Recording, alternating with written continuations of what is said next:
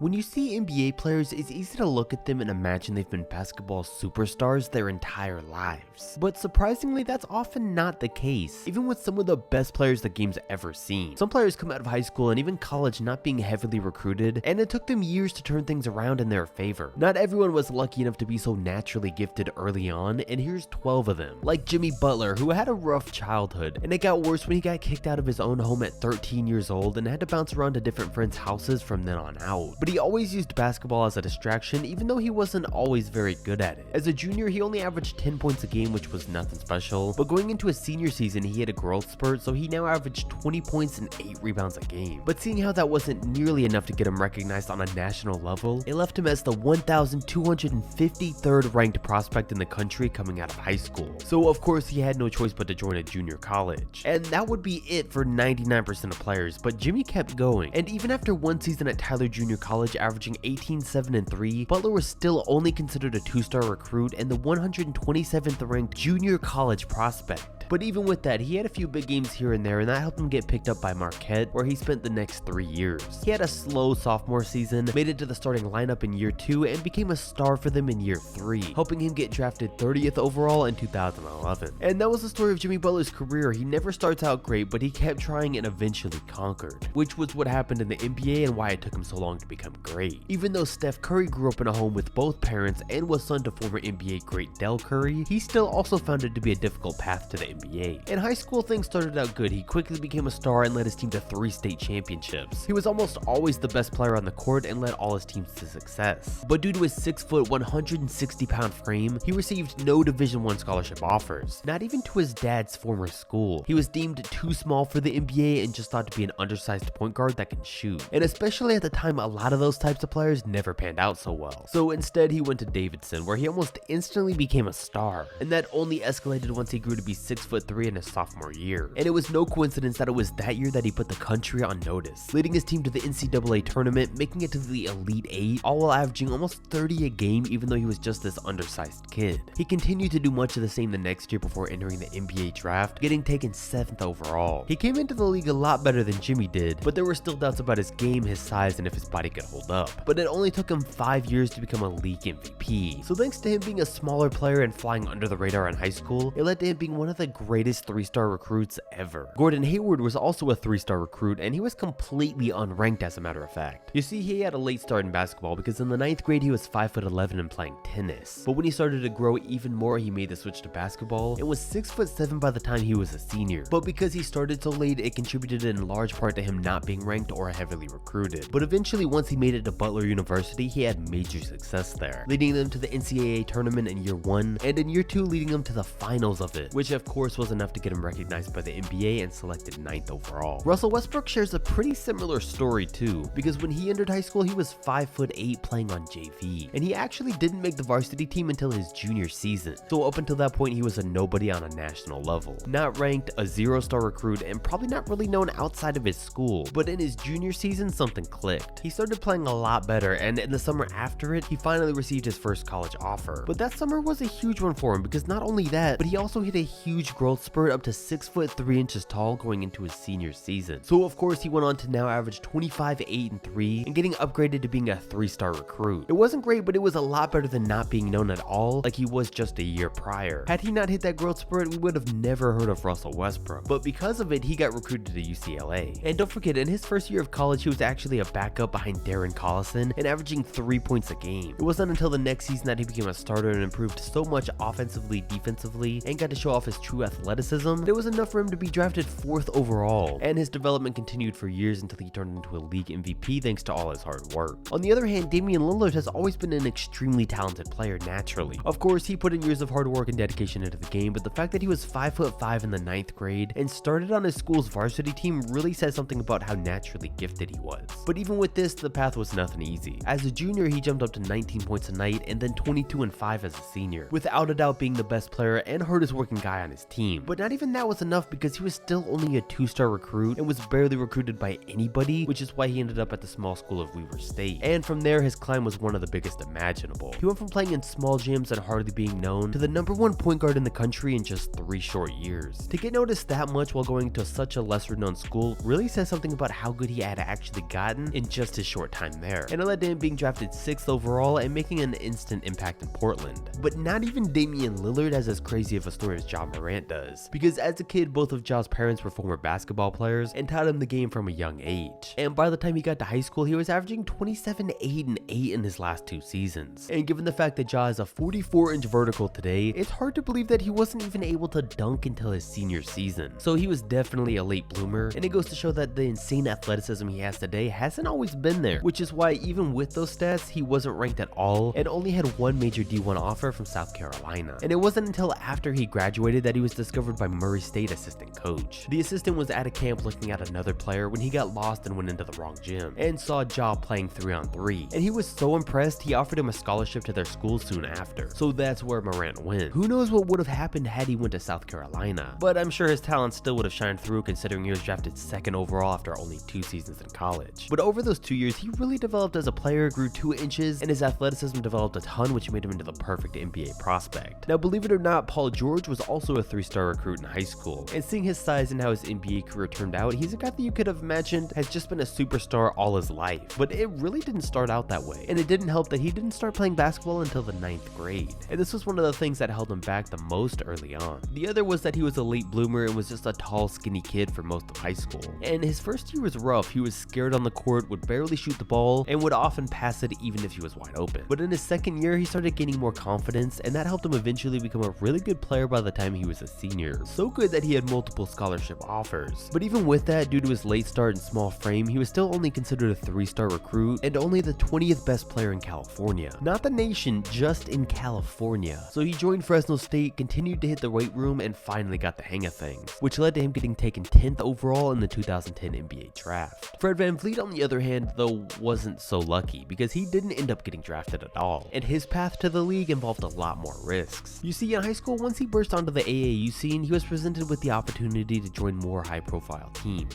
but he decided to stay loyal to the smaller team that he started with, and that was a big factor towards him not getting recruited by bigger schools. That and the fact that he was only a 3-star recruit, so his bet didn't really pay off, and it ended with him going to Wichita State, and he spent all 4 years there being a great college player and getting better consistently every single year. He didn't ever have a breakout year, but he slowly got better 1 season at a time. Then came draft night and his infamous draft party where he expected to get picked into the NBA but didn't. He actually did get 2 offers from different NBA teams that said they would draft him if he was okay with playing in the G League, but instead he risked it, bet on himself, and declined, instead hoping that he would get picked up as a free agent to play in the Summer League, and he was immediately contacted by the Toronto Raptors after the draft, who did just that. So VanVleet's risk paid off because by the end of that very first season, he had made it onto the Raptors roster as their 15th man. So definitely not the conventional way to do it, but it all paid off. Victor Oladipo was another guy that had a rough start, and it's because he had always been a two-way player. So in high school, it was a little harder for him to get noticed, especially when he was only averaging 11 points a game. So that made him a 3-star recruit and the 144th overall player in the nation, which wasn't great. As for college, he ended up attending Indiana University, and in his first year, he was just getting his name out there. In year 2, he was thought of as the team's most improved player, and by year 3, he had improved so much and developed on both ends that he had become one of the biggest stars in the nation. And his two-way play as a guard was recognized by everyone and actually got him drafted 2nd overall. And before his injury started, it was clearly a great pick. Now, one of the wildest stories about a 3-star recruit goes to CJ McCollum, in large part because of his massive growth spurt. You see, CJ was 5'2" in the 9th grade. 5'2", but he was so good as a player, he still played on the varsity team even despite that. And then he started growing. As a sophomore, he shot up to 5'7", he got to 5'11" by his junior season, and then 6'3" as a senior. So he grew 13 inches in 3 years and averaged 29 points a game, which only makes sense. If you have the skill to play on varsity at 5'2", just put that same skill in a 6'3" body and obviously he would be that good. But surprisingly, even with that, he was only a 3-star recruit. So he played at Lehigh University and slowly got better every season. He played all 4 years there and added 30 pounds of muscle to his small frame while he was at it, which definitely helped him to getting drafted 10th overall. I'm just still in shock though.